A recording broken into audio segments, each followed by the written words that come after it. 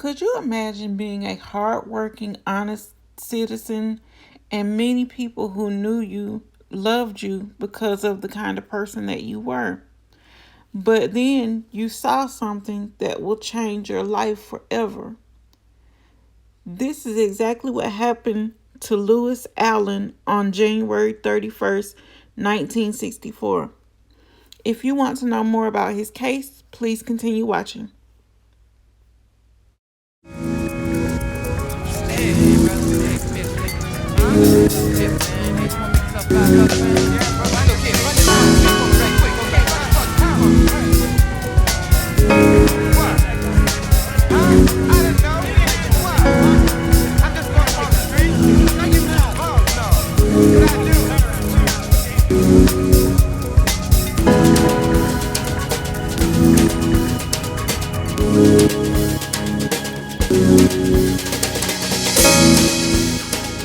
You are watching Roll a Mile in My Shoes TV.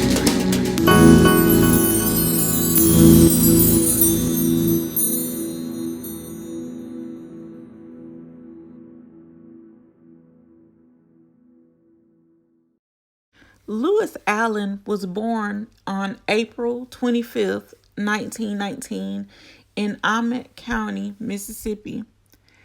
There in Mississippi, the economy is thriving at this time because of things like cotton, which is agriculture, and dairy farming and logging as well.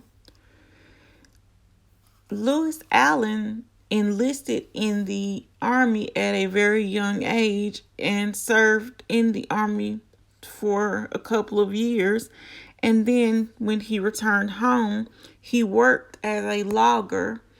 And because of this, he and his wife were able to support their children and were able to save up enough money to buy land where they themselves raised their own cattle and grew produce.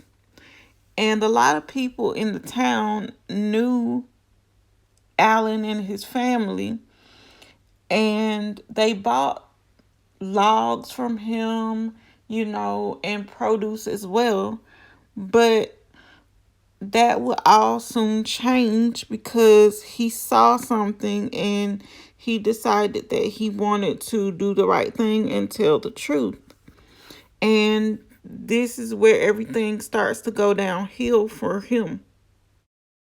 Mr. Lewis Allen was an honest man, and this made a lot of people like him, but unfortunately, it made the whites in his town hate him when he decided to tell the truth about what he saw in September of 1961, which was a local legislator by the name of E.H. Hurst shoot and kill Robert Lee in a cotton gin in Ahmet County, Mississippi, in front of several eyewitnesses. Mr. Lee was a member of the Ahmet County, Mississippi NAACP, and he worked with Bob Moses of the Student Nonviolent Coordinating Committee, or the SNCC, for voter registration. And a lot of times during these times, since the civil rights movement was kind of going on or getting started, this put a target on people's back like that when they tried to get blacks to vote in, elections and things of that nature. Because you have to remember, during those times, election committees and other seats of office like that were ran by nothing but white men. And, it kind of, sparked outrage amongst, whites when black people felt like they wanted to do their part as a citizen of the state and county and city in which they live, and decided to cast their vote so their opinion could be heard as well as their voice could be heard. And, this unfortunately also put a target on Mr. Lewis Allen's back as well, because he was one of the few or many at that time that decided to vote. And he also decided to tell the truth about seeing Mr. Hurst murder Mr. Lee. And, like I said, this put him in a tough spot. And I think that a lot of this, is clear as the story goes on. But as you know, in many of these cases, there was no justice served. Although Mr. Allen was coerced into lying when the murder first happened and saying that he saw Mr. E.H. Hurst um, kill Mr. Herbert Lee in self-defense, he later, decided to tell the truth, like I said earlier. And he finally told the FBI that Mr. Hurst had shot Mr. Lee for registering black voters. And, that goes back to how people during that time who did things like that and who were well-known civil rights activists were treated and often murdered. And, their white counterparts, got off because all of the jury, excuse me, during that time were all white juries. And so they didn't see anything wrong with it, since a lot of them had the same views as the person being put on trial. So they felt like the person being put on trial, did no wrong. So that's why a lot of the times they got away with murder. And this is just another case of that. Now, Mr. Allen, being the honest and upstanding man that he chose to be, had to begin to suffer in 1962 when he was beginning to be targeted for harassment and violence. And then local white residents who used to buy from his logging business cut off business from his company. So that means they weren't buying anything from him anymore. And after this, he was thrown in jail on false charges time and time again. And on one occasion, the local sheriff, Daniel Jones, broke his jaw with a flashlight. The son of a high-ranking local Klansman, Sheriff Jones, that is, was also suspected to be a member of the KKK. Lewis Allen filed complaints and testified before a federal grand jury regarding the abuse he suffered at the hands of Sheriff Jones, but his charges were dismissed. So this means that,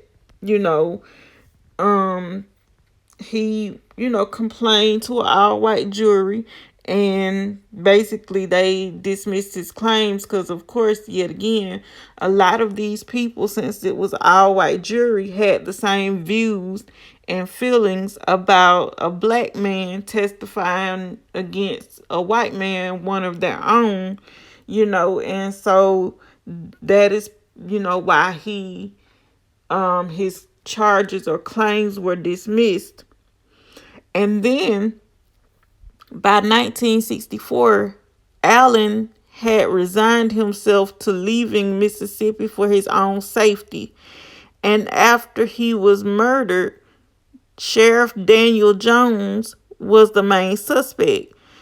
He later told Mr. Allen's widow, and I quote, "If Lewis had just shut his mouth, he wouldn't be laying there on the ground." And no one was ever charged or convicted for the murder of Lewis Allen. And this goes back to what I said, a while ago. that shows you how the minds of, the community, the white community rather, worked back then, especially with a lot of them or their husbands or family members being members of the KKK, and some of them just being plain racist, and I'll insert video clips at the end to show you how some of the feelings still, resonated in some of those people still to this day. And, a lot of them still don't talk about it because they, still feel like they have to keep their mouth shut. And I guess that's just a part of who some people are. And it is true, some people never change. And a lot of that hatred and things of that nature is taught to continue on down the line. And, in their family, somebody finally comes to the realization that, oh, this is not right, and so they're the first one to break the cycle of being a racist or having hatred towards somebody that has a different skin color than them. And sometimes their families disown them for this, so it's kind of a twisted web, even though, it's a good thing not to be a racist. But, a lot of people are still, especially the older ones that are still here, are set in their ways. But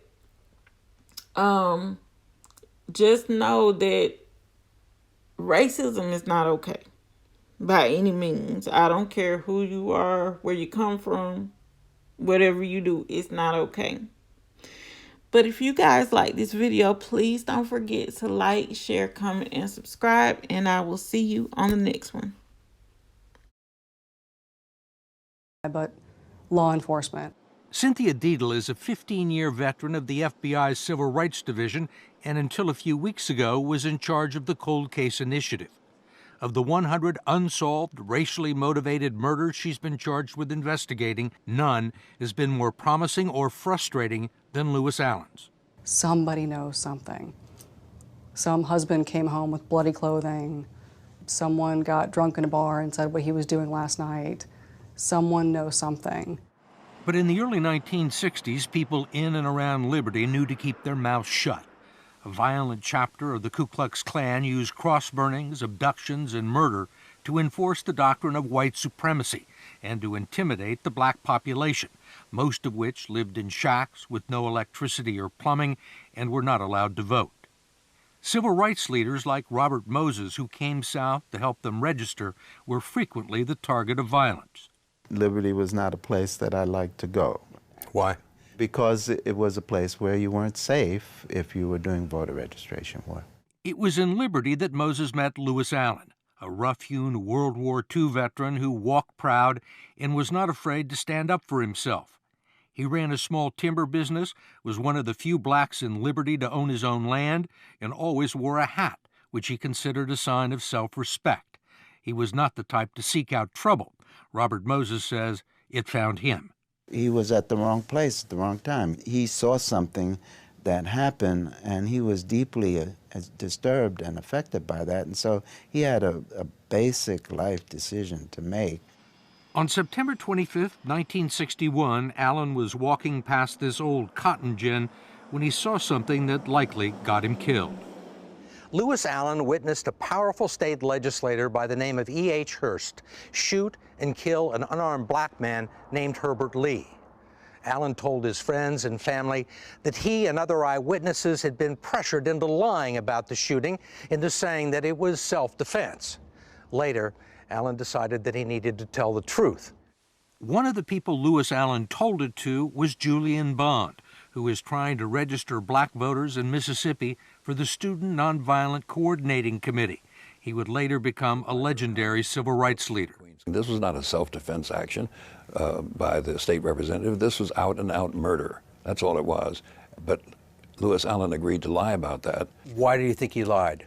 He lied because he was in fear of his life. If he had implicated a powerful white man in a murder of a black man, then he was risking his life. Did you encourage him to tell the truth? I tried to encourage him to tell the truth, but, it was like saying, why don't you volunteer to be killed? But Allen's wife would later testify that his conscience was clipping him, and he decided to tell FBI agents and the U.S. Commission on Civil Rights what really happened at the Cotton Gin. This document from FBI files says Allen changed his story and expressed fear that he might be killed. He asked for protection, but none was provided. Almost immediately, word began circulating in Liberty that Lewis Allen was prepared to change his testimony. He was threatened as a result of the fact that he was going to change his statement and that he did change his statement. And the FBI was notified of those threats? Yes. Did the FBI do anything? Yes, we referred that to local law enforcement authorities. It's certainly possible to conclude the local law enforcement people were the ones behind the threats. There is a theory out there that speaks to that, yes. In fact, it's been the prevailing theory for some time, although the FBI cannot officially confirm it. There is a 1961 reference in the FBI file to a report that Allen was to be killed and the local sheriff was involved in the plot to kill him. And we found this 1962 letter from Robert Moses to Assistant Attorney General John Doerr alleging the same thing.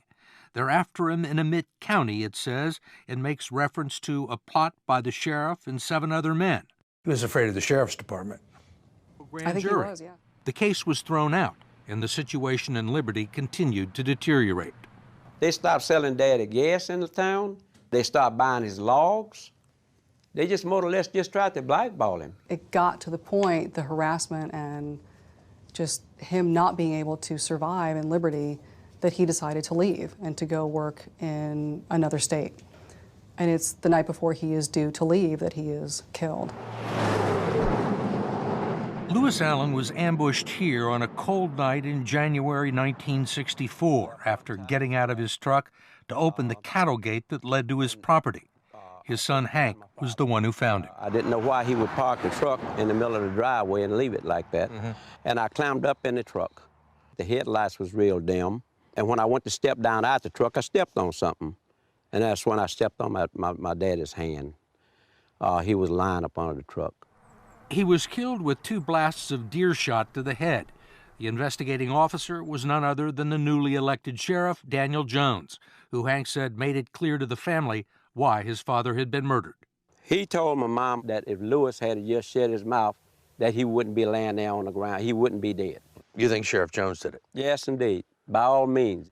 If he didn't do it, he was the entrepreneur of it. Jones told the newspapers he was unable to find a single clue. How would you characterize the investigation that Sheriff Jones conducted? He did not develop any fingerprints, any physical evidence, and he never developed any suspects. Not a great investigation. Probably could have done more. In fact, it's not clear that anyone investigated Lewis Allen's murder until 1994, when Plater Robinson, an historian at the Southern Institute at Tulane University, began digging into it. From day one in Liberty, people told me that Daniel Jones and a colored man killed Lewis Allen. Robinson has spent 17 years combing through archives and tracking down people to interview. One of them was an elderly preacher named Alfred Knox. Knox told Robinson in a 1998 tape-recorded conversation that his son-in-law, Archie Weatherspoon, was with Sheriff Daniel Jones when Allen was murdered. My son-in-law went with him. To kill Lewis Allen? To kill Lewis Allen. He didn't know where he was going until he got in the car. And he said, would you pull the trigger? Would you shoot him? I said, no, I ain't gonna do it. That's what my son-in-law said, I ain't gonna shoot him. You come out and kill him, you kill him. So he killed him. Both Knox and his son-in-law took their stories to the grave, but Plater Robinson says the answer to who killed Lewis Allen can still be found in Liberty. A lot of people are dead, but there's still a number of significant people still alive. Like who, besides Sheriff Jones? Well, Charles Ravencraft, he lives down the road. He's quite healthy. We found Charles Ravencraft For years, Ravencraft was Sergeant-at-Arms of the Mississippi legislature, and at the time of Lewis Allen's murder, Vice President of the Americans for the Preservation of the White Race and Liberty, a front group for the Ku Klux Klan. Was it around, Charles? What is that? Klan. Sure. They're here. Weren't you guys in it? They wasn't about a Klan if you don't tell everybody what your business was. Ravencraft indicated that he hadn't lost much sleep over Lewis Allen's murder and told us he had no idea who killed him. No, I don't. He lived a lot longer than I thought he'd lived. The kind of fellow he was, a little bit overbearing. I don't think his civil rights had anything to do with it.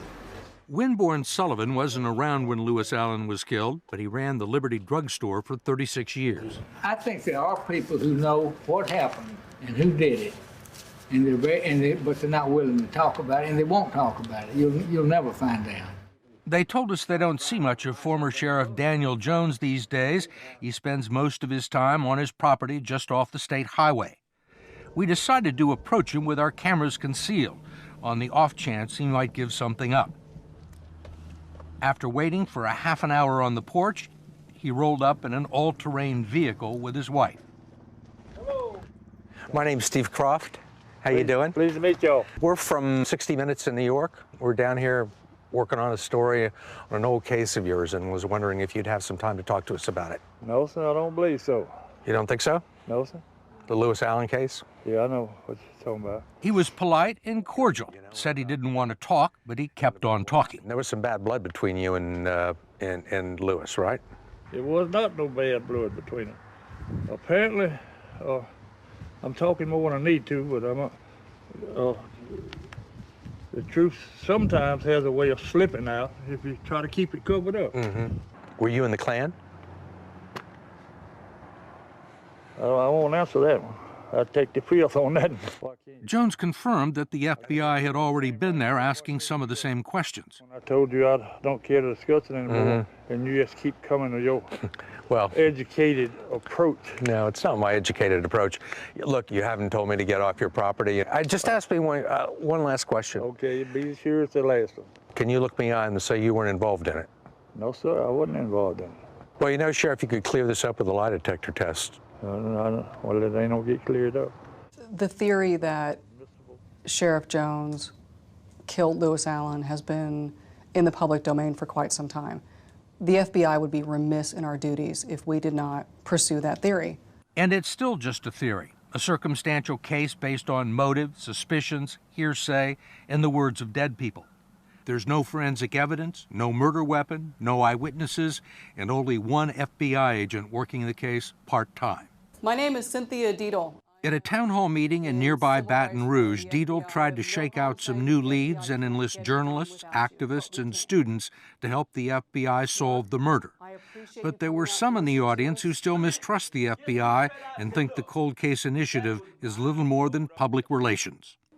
There's been nothing did. There has been not one arrest. There's been all kinds of investigations made. And I hate to say things like this because the FBI is the only help I got. Should the FBI be doing more? Of course they should be doing more. You know, thank God for these people who are doing it. But we can't turn law enforcement over to journalists. We can't turn it over to academics. We can't depend on some guy at Tulane to tell us who's killing people in Mississippi. Come on. Why are you relying on reporters and professors and people in the town? Who are not in the FBI. This is the most powerful law enforcement agency in the country. You have subpoena power. We do. We have resources that we could bring to bear on any case. Why don't you bring them? They have been, but I've learned in these cases that a witness, a family member, may be more comfortable talking to you than she would be talking to me. For Hank Allen, the time to solve his father's killing was 47 years ago. He believes the people who know what happened, black and white, would rather forget it now, and that the wall of silence and the passage of time have granted immunity to those he thinks are responsible. Here's a guy goes on living his normal life, enjoying life, but they feel as though we're doing something wrong by saying something about the murder. In other words, you should be quiet about that. That was in the past. Well, it's still in my present and in my future. I have to look at this every